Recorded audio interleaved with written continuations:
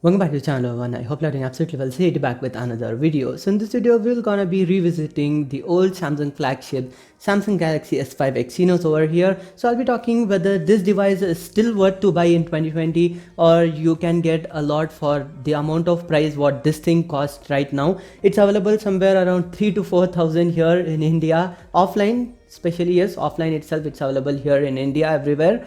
So yeah, without any further ado, let's now get started.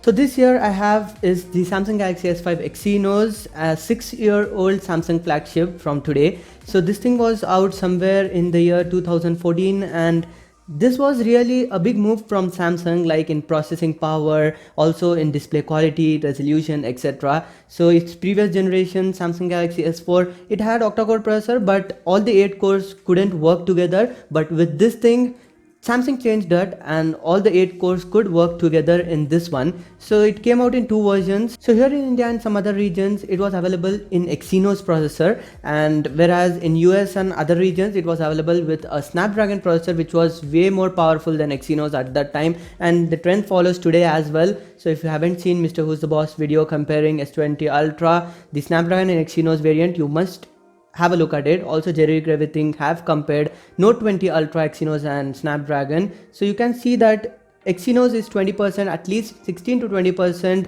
underpowered when compared to latest Snapdragon chipsets. So talking about the display over here, it's still a really gorgeous panel. It's a 1080p Super AMOLED display over here, and at that time it was one of the best displays out there in the market, and even today I think that the display quality is really good. Even the viewing angles are really great over here.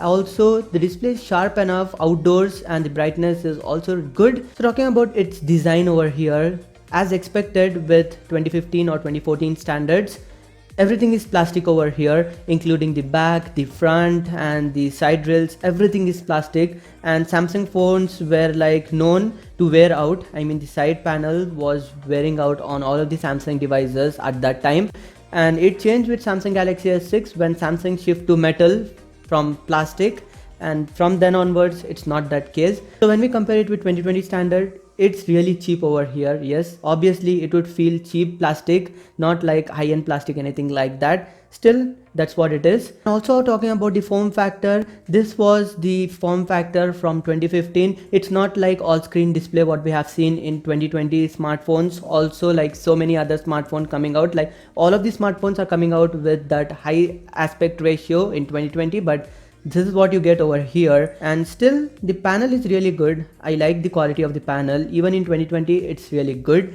It also came with a fingerprint scanner, but this fingerprint scanner was a little bit different over here. So you have to swipe downwards keeping your finger on the home button, then I know it will recognize your finger. But since I have installed a custom ROM over here, fingerprint scanner is broken and it's not working on my S5 what I have here. But still fingerprint scanner was not that great, but this was the first ever Samsung flagship to come with a fingerprint scanner. Another thing which you will not see in 2020 smartphones is this removable back over here. As you can see, you can remove this back cover and all those water resistant seal. This was also water resistant device, and you can definitely swap batteries, change batteries with ease. That's really good, as this is just got killed in 2020. Not only 2020, this trend was killed in somewhere around 2018, I guess, not really sure. 2018 itself, 2018 2019 smartphones.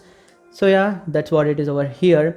So talking about the highlighting factor, the cameras on this one. So this thing has a 16 megapixel shooter at the rear and a 5 megapixel shooter at the front over here. The rear camera is still comparable, as you can see over here.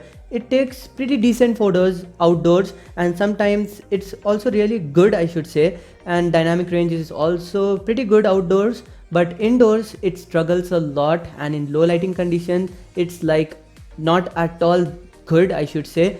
I'm using a custom ROM over here, and since I'm using it, I get a little bit better performance from this camera sensor over here. But on the stock camera, it's not that great over here, but still it's usable. And talking about the front camera is just like nothing over here. It's not at all good. You just cannot take like portrait selfies or anything like that. Don't you ever think of that. So it's just a basic camera over here. It needs good lighting conditions in order to work, but in low lighting conditions it struggles really bad over here. And talking about the back over here, as you can see, this is the textured black which was introduced, and this color is called as charcoal black over here. I clearly remember it. And here is the speaker grill. It only comes with a single speaker. While you play audio from this device, it's like vibrating. It vibrates the entire device over here. There is a LED flash. Also, it comes with the heart rate sensor, and again, this was the first ever device to come with a heart rate sensor. So talking about the gaming performance on this one,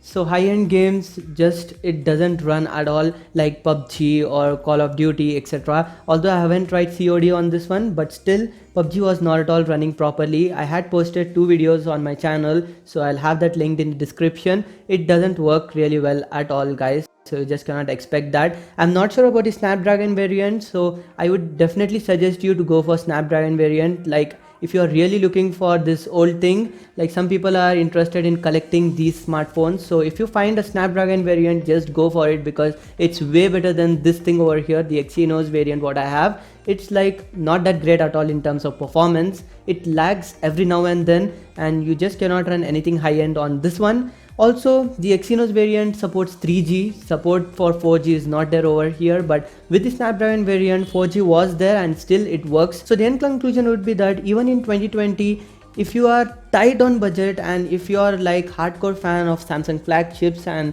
only if you have like 3,000 or 4,000 rupees with you in your pocket and you want a device, you can definitely go for S5.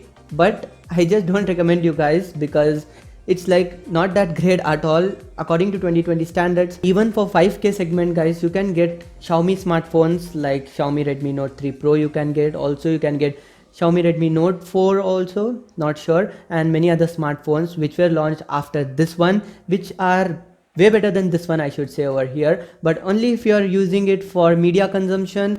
Display quality, it's just wonderful on this one, I must say that. So this was a quick little revisit of Samsung Galaxy S5 over here. I hope you liked this video. If you did, please give it a big thumbs up and do subscribe to my channel for more videos like this. Also follow me on Instagram, link is in the description or it's appearing somewhere on the display. This is all about technology 24/7. Signing off for the moment. You guys have a great day. Peace.